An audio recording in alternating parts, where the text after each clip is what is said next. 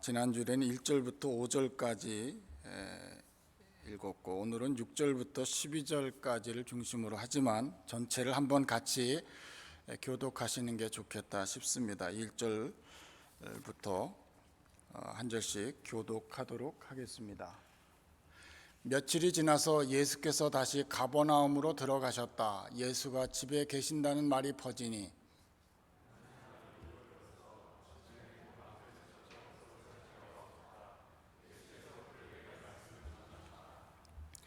그때 한 중풍병 환자를 4사람이 데리고 왔다.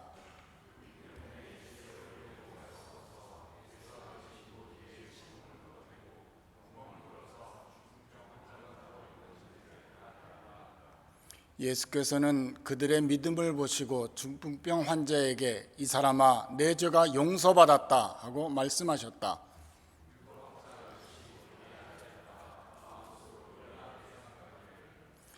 이 사람이 어찌하여 이런 말을 한단 말이냐? 하나님을 모독하는구나. 하나님 한 분밖에 누가 죄를 용서할 수 있는가 하였다.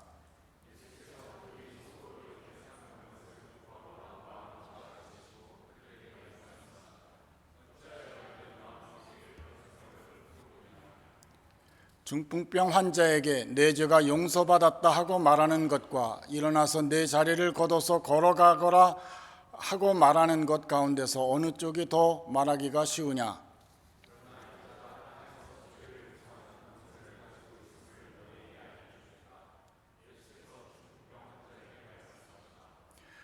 내가 네게 말한다. 일어나서 내 자리를 걷어서 집으로 가거라.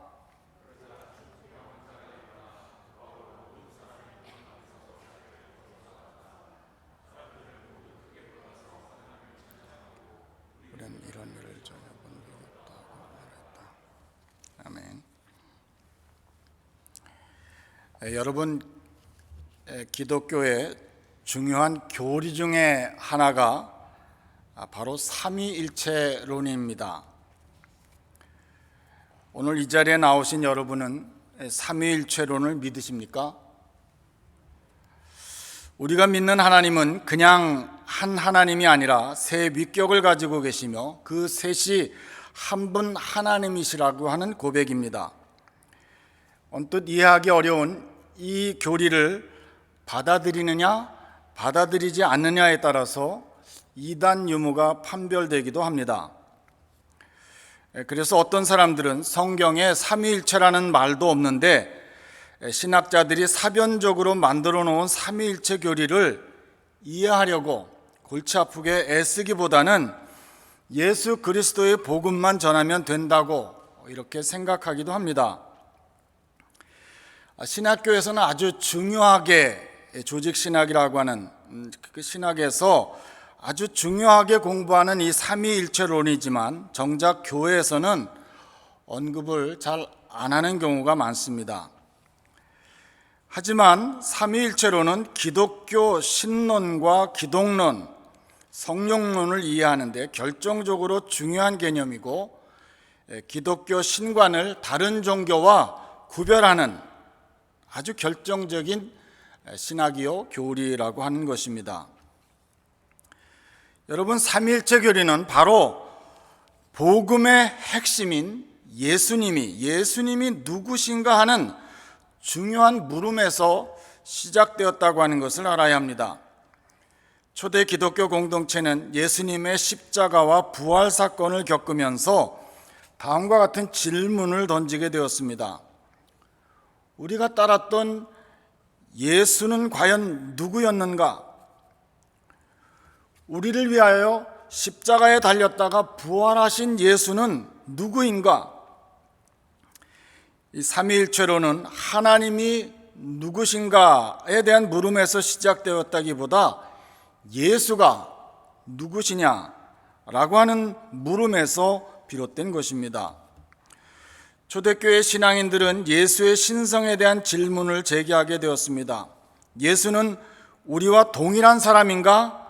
아니면 우리를 위해서 오신 하나님인가? 예수는 우리의 모범이 되는 뛰어난 스승이며 교사인가? 아니면 우리를 구원하시는 하나님의 아들인가? 만일 예수가 그저 사람들 가운데 뛰어난 사람에 불과하다면 그는 구세주가 되실 우리의 주님이 되실 수가 없습니다. 왜냐하면 인간은 자기 자신을 구원할 수가 없고 오로지 하나님만이 인간을 구원할 수 있기 때문입니다. 또 반대로 만일 그리스도가 인간이 아니라 신성만을 지니신 하나님이셨다고 하면 역시 우리에게 구원의 희망은 없습니다. 그 이유는 하나님의 아들이 인간이 되면서 우리의 타락한 본성을 취하시고 그것에 의해서 우리의 죄와 고통과 죽음과 운명을 그분의 자신의 것으로 만들지 않았다고 하면 우리의 구원은 불가능하였을 것이기 때문입니다. 그래서 예수가 참으로 구원자라고 하면 그는 참 인간일 뿐만 아니라 참 하나님이라고 하는 것을 초대교회 신앙인들은 고백하지 않을 수가 없었다고 하는 것입니다. 초대 기독교 공동체는 예수님의 말씀과 가르침 속에서 다음과 같은 질문을 또한 하게 되었습니다. 예수께서 아버지라고 불렀던 그분은 누구인가? 예수님을 죽음에서 다시 살리신 그분은 누구인가? 이러한 질문 속에서 초대교회 신앙인들은 천지를 창조하신 하나님은 그저 우주를 무관심하게 다스리는 전제군주로서의 하나님이 아니라 이 세상을 너무나도 사랑하셔서 자신의 독생자를 이 세상에 보내주신 아버지 하나님인 것을 고백하게 되었습니다. 삼위일체로는 창조주 하나님이 피조물의 아픔을 외면하지 아니하고 긍휼의 마음으로 그 속에 동참하는 하나님이시라고 하는 것을 고백하는 것입니다. 또한 초대 기독교 공동체는 예수께서 약속한 능력을 체험한 가운데 다음과 같은 질문을 또 하게 됩니다. 지금 우리의 공동체 안에서 나약했던 제자들, 두려움에 사로잡혔던 제자들에게 능력을 주시는 분은 누구인가? 오늘도 이 세계 속에서 인간과 역사를 새롭게 하시는 분은 누구인가? 초대교회 신앙인들은 하나님은 저 멀리 떨어져서 존재하는 하나님일 뿐만 아니라 신앙인들 안에 계셔서 자신들에게 능력을 주시는 역동적인 하나님, 곧 성령 하나님을 고백하게 되었습니다. 삼위일체로는 하나님이 친히 인간의 역사 속에 내재하는 가운데 인간과 세계 속에 새로움을 불러일으키는 그러한 살아계신 하나님인 것을 고백하고 있는 것입니다. 이상과 같은 질문들을 숙고하는 가운데 기독교 공동체는 구약 성경에 예언된 메시아가 바로 예수님이신 것을 깨닫고 예수님을 그리스도라고 고백하게 된 것입니다. 뿐만 아니라 그리스도를 보낸 분도 참 하나님이며 예수 그리스도 자신도 참 하나님이시고 예수 그리스도의 영으로서 이 세계 속에서 현존하는 분도 또한 참 하나님이시라고 하는 것을 고백하게 되었던 것입니다. 곧 예수 그리스도를 보내신 분과 예수 그리스도 자신 그리고 그 아들 안에서 예수 그리스도를 주님이며 그들 안에서 예수 그리스도를 주님이시며 우리의 구원자라고 증거하시는 분, 이 세 위격, 세 분이 모두 하나님이며 서로 다른 하나님이 아니라 한 분이시라고 하는 것을 고백하게 되었던 것입니다. 기독교 신앙과 신학에서 우리가 삼위일체 하나님에 대하여 말하는 것은 신학자들이 철학적 사변과 추론을 통해서 만들어 놓은 그러한 난해한 교리이고 그 교리를 무턱대고 추종하고 따르기 때문에 삼위일체 하나님을 주장하는 것이 결코 아니라고 하는 것입니다. 앞에 살펴본 대로 예수 그리스도의 사건을 중심으로 전개된 구속 사건 가운데 자신을 계시하신 하나님에 대해서 보다 충실하게 말하고자 분명하게 예수님이 누구신가에 대해서 분명하게 그것을 사람들에게 말하고자 애쓰고 노력한 결과로 삼위일체 신학이 정립되었다고 하는 것입니다. 복음서의 말씀들을 유심히 살펴보면 예수 그리스도는 참 사람이며 참 하나님이시라고 하는 사실을 가르쳐주고 있습니다. 삼위일체론의 근간이 되는 참 인간이며 참 하나님이신 예수님의 모습을 우리는 복음서를 읽으면서 만나게 되는 것입니다. 마가복음 1장 1절에 하나님의 아들 예수 그리스도의 복음의 시작이라고 하면서 마가복음을 시작하고 있습니다. 하나님의 아들 예수 그리스도의 복음의 시작이라. 마가는 마가복음서를 기록하면서 예수님께서 하나님의 아들이시며 예수께서 기름 부음 받은 그리스도이시고 곧 구세주이시며 예수께서 복음이시고 예수로 말미암아 구원의 새로운 역사가 시작되었다고 하는 것을 선언함으로써 복음서를 시작하고 있는 것입니다. 또한 마태복음에 보면 요단강에서 사역하고 있는 세례 요한에게 가셔서 세례를 받으시고 물에서 올라오실 때 하늘이 열리며 성령이 비둘기같이 임하였고 하늘에서 소리가 나기를 이는 내가 사랑하는 아들이다, 내가 그를 좋아한다 라고 하는 말씀이 있었습니다. 여러분, 예수님은 그저 평범한 한 인간으로서 세례를 받으신 것이 아니고 세례 요한에게 세례를 받으러 나오는 여느 사람처럼, 그때 요단강에 여러 사람들이 와서 세례를 받았잖아요. 그 사람들처럼 무슨 죄가 있어서, 무슨 범죄한 잘못이 있어서 세례를 받은 것이 결코 아니라고 하는 것입니다. 그럼에도 불구하고 죄 있는 자의 모습으로 세례를 받으시면서 죄 가운데 있는 인류를 구원하시기 위한 구원 사역을 시작하셨다고 하는 것입니다.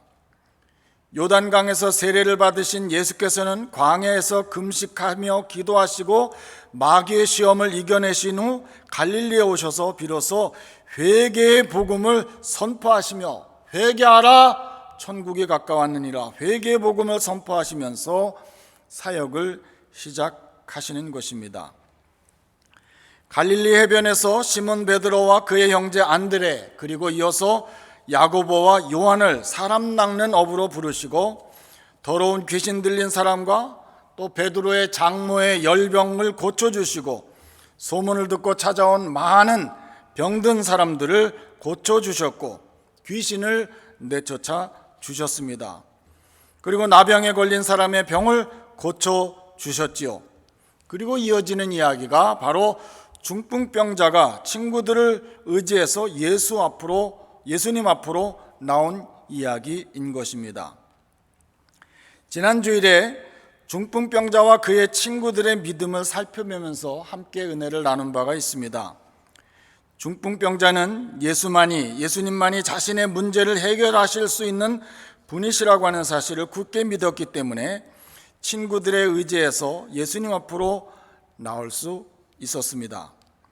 그리고 이 중풍병 환자의 친구들도 주님 앞에 가기만 하면 고침을 받을 수 있다고 하는, 내 친구가 주님 앞에 나가기만 하면 주님께서 고쳐주실 수 있으리라고 하는 그 믿음을 가졌기 때문에, 그리고 중풍으로 누워있는 친구를 사랑하는 마음이 있었기 때문에 사람들이 인산인해처럼 그렇게 몰려서 들어갈 문이 막혀 있지만 지붕을 뚫는 그러한 행동, 주님께로 나아가는 그러한 행동을 하였던 것이죠. 바로 이러한 믿음을 주님은 귀하게 보셨고, 그리하여서 주님으로부터 죄 용서의 선언과 치료가 되어 자리를 걷어서 걸어나가는 놀라운 은혜를 체험하게 되었다고 하는 것입니다. 오늘은 지난주일이어서 주님의 선언과 사람들의 반응을 살펴보면서 함께 은혜를 나누고자 합니다. 오늘 본문의 사건 속에서 주님께서 하신 말씀은 예수가 누구인가? 예수가 그저 놀라운 능력을 행하는 한 인간이 아니라 유대인들이 그토록 기다렸던 메시아여 그리스도이시며 사죄의 능력을 행하실 수 있는 이 세상에 오신 하나님이시라고 하는 사실을 우리에게 가르쳐주고 있습니다. 예수님은 지붕을 뚫고 나온 중풍병 환자에게 내 병이 고침받았다 이렇게 말씀하시지 않고 내 죄가 용서받았다 이렇게 말씀하셨습니다. 그래서 어떤 이들은 중풍병자의 병이 죄에서 비롯되었기 때문에 예수님이 죄의 용서를 선언하신 것이다 이렇게 해석을 하기도 합니다. 물론 인간의 사망과 질병과 고통과 불행은 아담과 하와의 범죄로 소급할 수가 있습니다. 아담과 하와로부터 인류의 모든 죄가 그야말로 세포처럼 퍼져나가서 죄악된 인생이 되고 말았다고 하는 것이죠. 이것은 누구도 부인할 수가 없습니다. 자, 그렇지만 그렇다고 해서 어느 개인의 질환이 반드시 그 환자의 직접적인 죄의 결과 때문에 일어났다 그렇게 말할 수는 없습니다. 그렇다고 하면 왜 주님은 중풍병 환자를 향해서 내 죄가 용서받았다 이렇게 말씀하신 것일까요? 지난주에도 이 문제를 잠깐 다뤘습니다마는 우리는 육의 문제, 병의 치료를 우선으로 생각하는 경향이 많지만 우리 주님은 병의 치료보다 영의 문제, 영혼을 치료하고 구원하는 것을 더 우선하셨다고 하는 것입니다. 여러분, 병만 나았다고 그가 하나님의 자녀가 되고 구원받는 것이지 아니지 않습니까? 육신의 병을 고치는 것보다 중요한 것은 영혼의 병인 죄를 용서받는 것입니다. 왜냐하면 육신의 병든 몸을 가지고서는 하나님의 나라 천국에 들어갈 수 있지만 그러나 영혼의 병인 죄악을 가지고서는 하나님의 나라에 결코 들어갈 수 없기 때문입니다. 그래서 주님은 육체적인 치료보다 영적인 치료가 더 급선무라고 하는 것을 아셨기 때문에 사죄의 선언을 하신 것으로 그렇게 이해할 수 있습니다. 그런데 내 죄가 용서받았다고 하는 주님의 말씀은 또 다른 의도가 있습니다.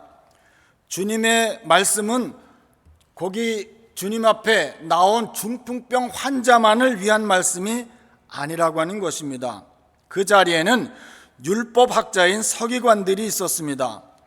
서기관들은 예수님의 행위 하나하나를 세밀하게 지켜보고 있었습니다. 예수께서 내 죄가 용서받았다라고 말씀하시는 순간 율법학자들은 예수님을 경멸하는 태도를 취했습니다.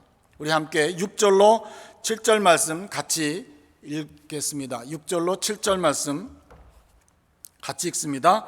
율법학자 몇이 거기에 앉아 있다가 마음속으로 의아하게 생각하기를 이 사람이 어찌하여 이런 말을 한단 말이냐?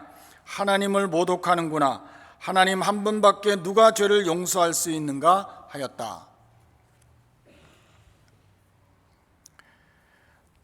누가복음에 의하면 이 사건은 공관복음, 세 복음서에 다 기록되었다고 했죠. 누가복음에 의하면 갈릴리 및 유대의 모든 마을과 예루살렘에서 온 바리새파 사람들과 율법 교사들이 둘러 앉아 있었다라고 말씀하고 있습니다. 그들은 예수님의 말씀을 그냥 들으러 온 것이 아니라 예수님의 흠결을 잡기 위해서 둘러 앉아서 예수님의 일거수일투족 하나하나를 예의 주시하고 있었다고 하는 것입니다. 그런데 왜 율법학자들은 예수님의 내 죄가 용서받았다라고 하는 선언을 의아하게 생각한 것일까요? 오늘 우리 그리스도인들에게는 예수님의 이 선언, 정말 아름다운 복음의 선언으로 아멘, 내 죄가 용서받았다 그렇게 주님이 말씀해 주시면 우리는 다 아멘하고 받아들일 말씀입니다마는 예수님 당시 사람들, 특히 유대 종교 지도자들에게는 도저히 받아들이기 힘든 도발적 선언이 아닐 수 없었던 것입니다. 아니 어떻게 성전을 통하지 않고 그리고 제사를 드림이 없이 죄사함이 가능하단 말인가? 그리고 죄를 용서하실 수 있는 분은 오직 하나님 한 분뿐이신데 인간인 주제에 감히 죄사함을 말하다니 불경죄가 아닌가? 당시 유대인들에게 예수님의 이와 같은 선언은 레위기 24장 16절의 말씀처럼 돌로 쳐 죽일 신성모독에 해당하는 말로 들렸다고 하는 것입니다. 하나님을 모독하면 돌로 쳐 죽이라고 레위기에 기록되어 있어요. 죄 용서에 대한 예수님의 선언은 당시 사람들에게 혁명적인 선언이 아닐 수 없었습니다. 예수님은 지금 옛 시대의 경계를 넘어서 새로운 시대로 나아가고 있는 것입니다. 성전 없이도 제사제도 없이도 이제는 회개와 믿음만으로 죄사함을 받을 수 있게 되었습니다. 염소와 송아지의 피가 없이도 속죄가 가능한 길, 죄사함이 가능한 길을 여시기 위해서 하나님의 아들 예수께서 이 땅에 오셨다고 하는 것입니다. 할렐루야. 부패하고 타락한 종교 지도자들에 의해 강도의 소굴이 된 성전, 그리고 그 제도들은 부정한 사람들, 중풍병 환자뿐만 아니라 나병 환자, 혈루증 여인, 맹인 등등등, 그리고 가난한 사람들에게는 그 문이 엄청 높았습니다. 이와 같은 소외계층들에게 성전과 제사제도는 더 이상 하나님께 나아가는 길이라기보다는 오히려 장애물로 전락하고 말았다고 하는 것입니다. 이러한 예수님의 선언과 행동은 당시 기득권층에 대한 도전으로 받아들여졌습니다. 그래서 기득권자들은 예수를 살해하고자 제거하고자 하는 모의를 했고 결국 이들에 의해서 예수님은 십자가에 달려 죽게 되었다고 하는 것입니다. 8절 말씀 우리 함께 받도록 읽겠습니다. 8절 말씀 읽습니다. 예수께서 그들이 속으로 이렇게 생각하는 것을 곧바로 마음에 알아채시고 그들에게 말씀하셨다. 어찌하여 너희는 마음속에 그런 생각을 품고 있느냐? 하나님 한 분 외에 누구도 죄를 용서할 권세가 없다는 그들의 지식은 분명 옳습니다. 그러나 그들은 예수님에 대해서 알지 못했습니다. 그들은 갈릴리 나사렛 동네 목수의 아들로만 알고 있었지 나사렛 예수가 참 인간이요 참 하나님이시라고 하는 사실을 몰랐던 것입니다. 율법에 능통한 학자들이었지만 구약 성경에 예언된 메시아가 지금 자신들 앞에서 사죄의 선언을 하고 있는 예수님이라고 하는 사실을 몰랐습니다. 율법학자들이 예수님의 행동에 대해 드러내놓고 반박을 한 것은 아니었습니다. 마가는 단지 그들이 속으로 이렇게 생각했다고 기술하고 있습니다. 아마도 예수님의 권위에 압도되어 밖으로 말하지 못하고 속으로 그런 생각을 했던 것으로 보입니다. 여러분, 중요한 것은 마음이죠. 마음은 느낌의 근원이고 생각의 근원입니다. 마음의 생각은 사람을 결정합니다. 그래서 어떤 생각을 하느냐 하는 것은 무엇보다도 중요한 일입니다. 예수께서는 즉각적으로 그들의 내면의 생각을 간파하셨습니다. 열왕기상 8장 39절에 주님께서 계시는 곳 하늘에서 들으시고 판단하셔서 그들을 용서해 주십시오. 주님께서는 각 사람의 마음을 아시니 주님께서 각 사람에게 그 행위대로 갚아 주십시오. 주님만이 모든 사람의 마음을 아십니다 라고 말씀했습니다. 또한 시편 7편 9절에 보면 악한 자의 악행을 뿌리 뽑아 주시고 악인은 굳게 세워 주십시오. 주님은 의로우신 하나님, 사람의 마음속 생각을 낱낱이 살피시는 분입니다.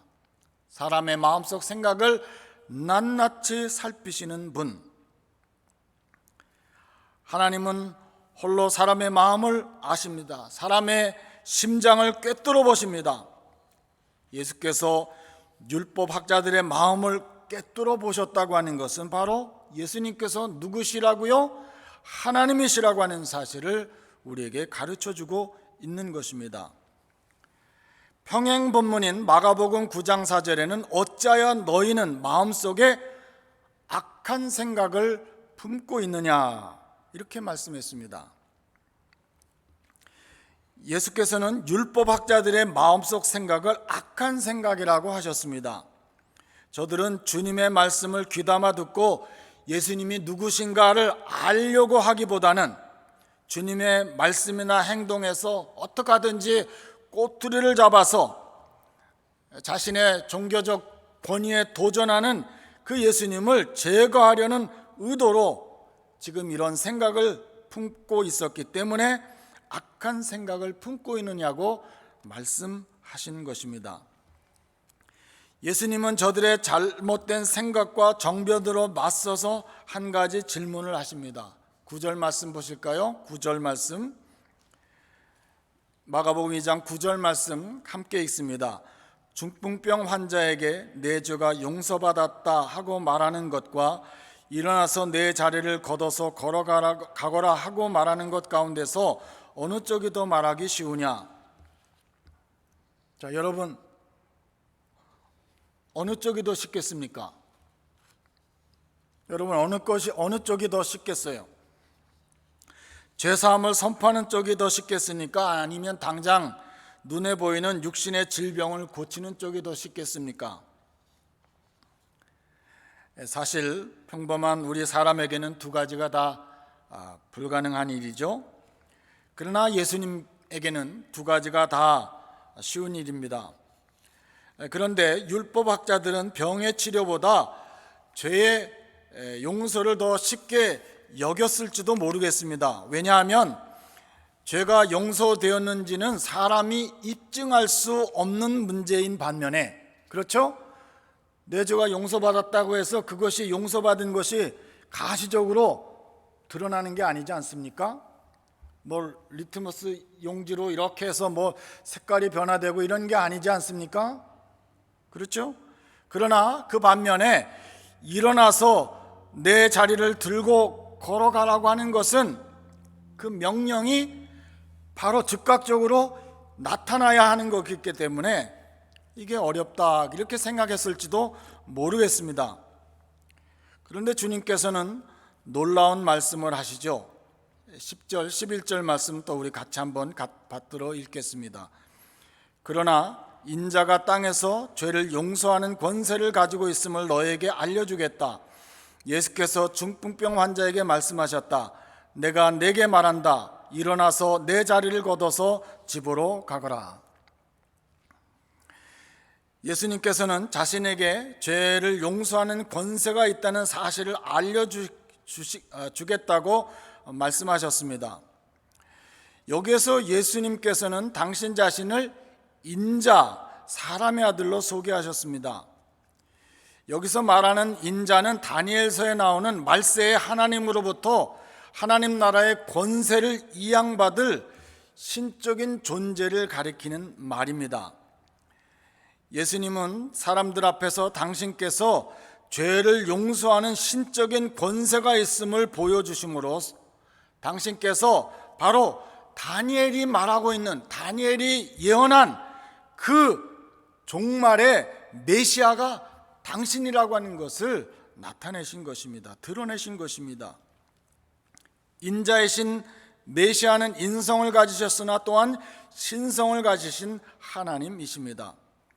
여기서 인자란 명칭은 사람이 되신 예수님과 동시에 하나님이신 예수님을 가리키는 말입니다. 인자란 하나님이시며 인간이신 구세주로서 가장 적합한 이름이라고 말할 수 있습니다. 그러므로 인자이신 예수님은 중풍병 환자에게 내 죄가 용서받았다라고 선언하실 수가 있었고, 그 증거로 중풍병 환자에게 일어나서 내 자리를 걷어서 걸어가라는 말씀을 선포하신 것입니다. 여러분, 저와 여러분이 믿는 예수님은 인간의 몸으로 이 땅에 오신 분이시며 죄를 사하실 수 있는 하나님과 동등하신 분입니다. 이것을 깨달은 초대교인들은 빌립보서 2장 5절로 11절의 말씀처럼 그리스도의 찬가로 신앙을 고백하였습니다. 우리 다 함께 빌립보서 2장 5절로 11절 말씀, 아주 중요한 신앙 고백입니다.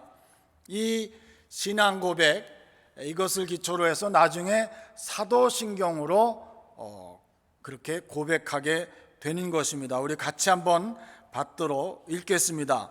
그는 하나님의 모습을 지니셨으나 하나님과 동등함을 당연하게 생각하지 않으시고 오히려 자기를 비워서 종의 모습을 취하시고 사람과 같이 되셨습니다. 그는 사람의 모양으로 나타나셔서 자기를 낮추시고 죽기까지 순종하셨으니 곧 십자가에 죽기까지 하셨습니다. 그러므로 하나님께서는 그를 지극히 높이시고 모든 이름 위에 뛰어난 이름을 그에게 주셨습니다. 그리하여 하늘과 땅 위와 땅 아래에 있는 모든 것들이 예수의 이름 앞에 무릎을 꿇고 모두가 예수 그리스도는 주님이시라고 고백하여 하나님 아버지께 영광을 돌리게 하셨습니다. 여러분, 예수님은 참 인간이요 참 하나님이십니다. 하늘 높은 보좌를 버리시고 이 땅에 오신 하나님이 바로 예수 그리스도이시라고 하는 것입니다. 지금 죄 용서를 선언하신 예수님은 바로 당신께서 하나님이시라고 하는 사실을 사람들에게 분명하게 알리신 것입니다. 예수님은 이어서 내가 내게 말한다. 일어나서 내 자리를 걷어서 집으로 가거라. 네 사람의 도움에 의지해 실려왔던 그 환자에 대한 완전한 치료를 선언하시는 삼중적 명령이죠. 일어나서, 그리고 내 자리를 걷어서, 그리고 가라고 하는 것입니다. 예수님께서는 중풍병자에게 고침을 받았다 이렇게 말씀하지 아니하시고 일어나서라고 말씀하셨습니다. 이미 모든 죄가 사해졌고 질병도 고침을 받았으니 이제 일어나서 가기만 하면 된다고 하는 말씀입니다. 자, 여러분, 이후에 어떻게 되었습니까? 12절 말씀입니다. 같이 읽습니다. 그러자 중풍병 환자가 일어나 곧바로 모든 사람이 보는 앞에서 자리를 걷어서 나갔다. 사람들은 모두 크게 놀라서 하나님을 찬양하고 우리는 이런 일을 전혀 본 적이 없다 하고 말하였다. 주님의 말씀을 들은 중풍병 환자는 곧바로 일어났습니다. 병은 이미 그에게서 떠나고 없었습니다. 그는 자신이 누웠던 자리를 걷어서 사람들 앞을 지나갔습니다. 절망으로 가득 찼던 그의 삶에 놀라운 일이 일어났습니다. 이 일로 사람들은 하나님께 영광을 돌렸다고 하는 것입니다. 예수님께서 말씀하신 대로 일어섬으로 병 고침이 확실한 것처럼 내 죄가 용서받았다고 하는 선언도 실제로 이루어졌다고 하는 것을 알 수가 있는 것입니다. 이러한 완전한 치료는 바로 죄 사함을 입증한 것입니다. 이 모습을 지켜보았던 사람들은 이런 일을 전혀 본 적이 없다고 그렇게 말하며 모두 크게 놀라서 하나님을 찬양하였습니다. 또 누가복음과 마태복음은 두려워하였다고 하는 말씀도 있습니다. 예수님이 그냥 평범한 인간이 아니시구나라고 하는 것을 생각하는 순간 두려워할 수밖에 없었던 것이죠. 여러분이 여기 얼마나 놀라운 일입니까? 병고침 받았다고 하는 것만 놀라운 일이 아니요, 죄 용서를 받았다고 하는 것, 이것 참으로 놀랄 일이라고 하는 것입니다. 죄로 말미암아 멸망받아 마땅한, 심판받아 마땅한 저와 여러분을 사랑하셔서 죄를 용서해 주시고 하나님의 자녀로, 하나님의 아들과 하나님의 딸로 살게 해 주신 것, 그야말로 놀랍고도 놀라워라 찬양할 일인 줄로 믿습니다. 그래서 신자들은 모이기만 하면 찬양을 하는 것이죠. 결론적으로 말씀드립니다. 여러분, 우리가 믿는 예수님은 누구십니까? 아파하시기도 하시고 괴로워하시기도 하시고 슬퍼하시기도 하시고 눈물을 흘리시는 저와 여러분과 똑같은 동일한 인간이십니다. 그래서 우리의 연약함을 너무나도 잘 아셔서 동정하시는 분이십니다. 그러나 예수님은 인간으로서 시험을 받으셨지만 죄가 없으십니다. 그래서 무죄하신 예수님은 우리를 대신해서, 저와 여러분을 대신해서 모든 죄를 짊어지실 수가 있었고, 중재인처럼 십자가에 달리심으로 우리의 중보자가 되셨다고 하는 것입니다. 또한 인자이신 예수님은 사죄의 권세를 가지신 하나님이시며 마지막 날에 다시 오셔서 산자와 죽은 자를 심판하실 메시아 그리스도, 온 세상의 구주인 줄로 믿습니다. 이것이 믿어지는 은혜가 여러분에게 있기를 간절히 바랍니다. 아멘. 아멘. 그리고 이제 종려주일과 고난주간 그리고 부활절을 맞이하면서 주님께 대한 신앙 고백이 막연한 것이 아니라 살아계신 하나님, 그리고 인간으로서 우리의 죄를 짊어지신, 대신 고통당하신 그 예수님께 대한 신앙 고백이 더욱 견고해지고 분명하게 되시기를 주님의 이름으로 축원합니다. 기도하시겠습니다. 삼위일체 되신 하나님, 중풍병 환자를 치유하신 사건을 살펴보면서 주님이 하신 말씀의 의미를 깨닫게 해주시니 감사합니다. 주님은 기사와 이적을 행하는 한 능력자가 아니요 훌륭한 인격자여 모범이 되는 한 인간이라서 하나님의 아들로 택함받은 것도 아니요 죄에 빠진 인간을 구원하시기 위해서 하늘 높은 보좌를 버리시고 인간의 몸으로 오신 하나님이신 것을 굳게 믿는 저희 모두가 될 수 있도록 성령 하나님께서 우리 각 사람의 마음을 감동, 감화, 역사하여 주옵소서. 그리고 예수님이 누구신지 바르게 알지 못하는 사람들에게 나아가서 예수님을 소개하고 알리고 전하기를 힘쓰는 저희 모두가 되게 하여 주십시오. 예수 그리스도의 이름으로 기도하옵나이다. 아멘.